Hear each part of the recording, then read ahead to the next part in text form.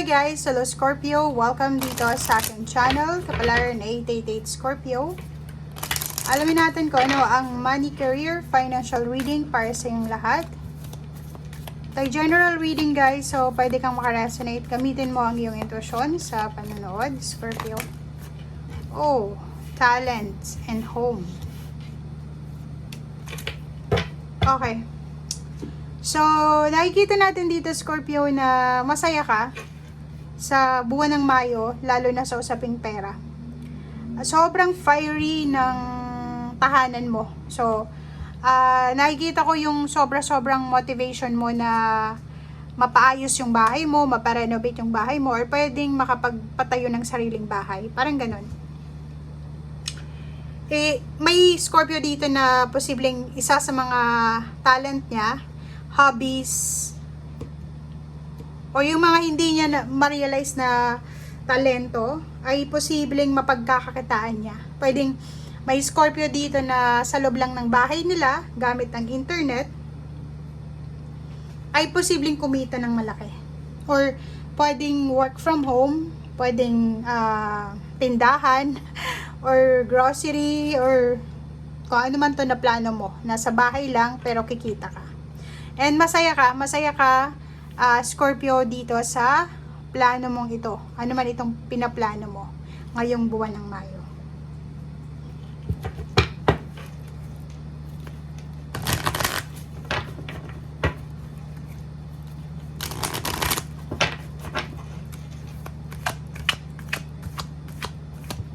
Okay, tingnan natin dito guys sa isang tarot deck. Isa lang. Oh, patience. Number 17. Okay. So, yun. Sinasabi ng bara sa'yo dito, Scorpio, na kailangan mo daw na maging mapasensya. So, yun na nga. Patience ang kailangan natin. Pasensya.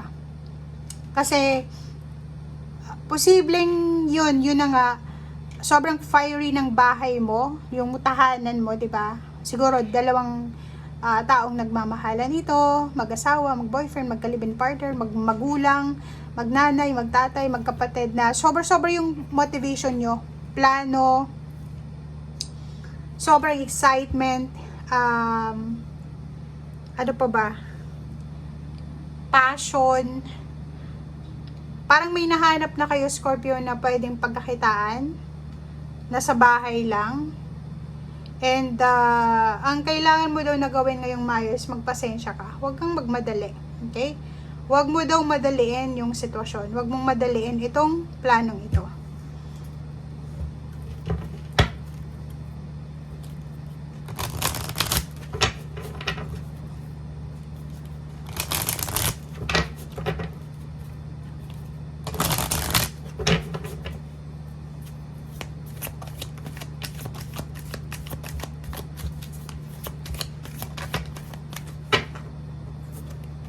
Okay, 3 cards. Ooh. Scorpio. Clean energy, food. Ooh. So yun, it's a confirmation kasi abundance mindset eh. Sobrang fiery. Hindi lang ikaw, kundi buong pamilya mo. O kung sino man itong kasama mo sa buhay. Sobrang, ang dami-dami yung pwedeng pag-isipan or maisipan or inspiration na pwedeng pagkakitaan. Okay?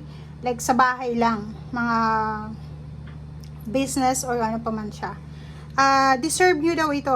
Dito sinasabi ng baraha na kung ano man itong gusto mong mangyari sa buhay mo na to, or kung ano man itong plano mo, deserve mo siya na makuha.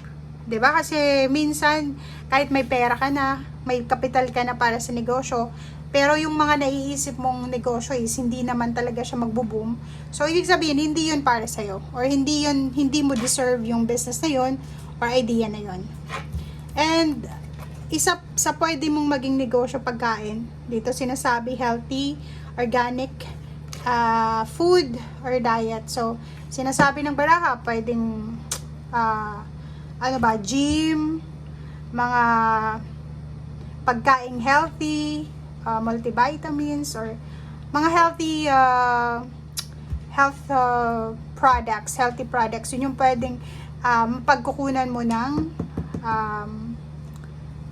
kumbaga income, parang ganun. So nasa tamang direction ka if eto yung abundance mindset mo or eto yung maiisip mong source ng income.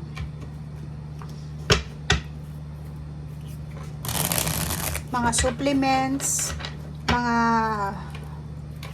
exercise, pang-exercise ng mga gadgets, ano pa ba?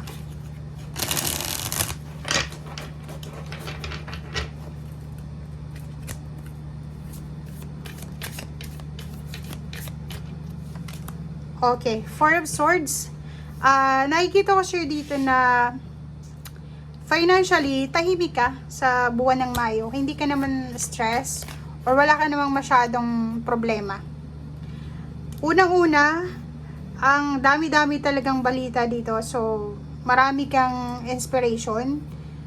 Maraming bagong goals, ideas na pwedeng pasukan ka. Lalo na kung tungkol ito sa pera. Sinasabi ng baraha sa'yo dito na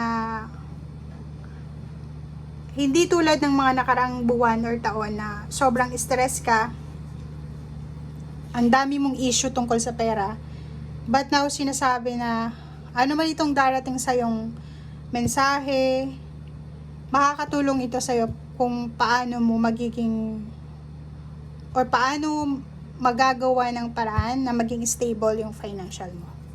Okay. So, double confirmation, yung patience and temperance. Ang kailangan mo lang daw dito is patience and temperance. Tiyaga, pasensya, yun ang kailangan mo dito. Ang daming good news. May mga pera, negosyo, pera, trabaho, mga pwede mong mapagkakakitaan or pwede mong mahinga ng tulong. Meron din ditong like for example na kung halimbawa hindi mo gusto yung sa loob ng bahay na trabaho or hindi mo gusto yung work from home, negosyo, meron ka din daw na pwedeng pagpilian na trabaho sa ibang bansa, sa ibang lugar, sa malayong lugar or sa pagta-travel like transportation, pwede ka sa mga cargo, driver or ano pa man. So comment down below if resonated ka. Okay, Three of Wands, Three of Swords, Six of Cups, and Ten of Cups. So, nakikita ko sir dito na guys na isa sa pwedeng maging dahilan na hindi matuloy itong mga sinasabi ng baraha sa'yo is siguro relationship. Yun, ang nakikita natin ditong pwedeng maging hadlang or pwedeng pumigil sa wishes and dreams mo is yung relationship. Pwedeng in a relationship ka sa siloso or silosa, hindi kanya papayagan na mag-travel kung pupunta ka ng ibang bansa. Siguro ang gusto niya is kasama mo lang siya araw-araw sa trabaho or nakikita ka niya, yun lang yung problema dito. 'Di ba? Ito lang. So, siguro ka din, masyado kang sensitive or emotional, hindi mo kayang malayo sa pamilya mo. So, yun yung pwedeng maging dahilan para hindi matuloy itong mga financial plans or blessings na to. So, kailangan mo pag-isipang mabuti kasi sayang to Baka bumalik ka na naman sa dating problema mo financial pag hindi mo nakuha kung ano yung gustong ipahiwatig sa'yo ng universe. Okay, so thank you guys and see you again. Bye!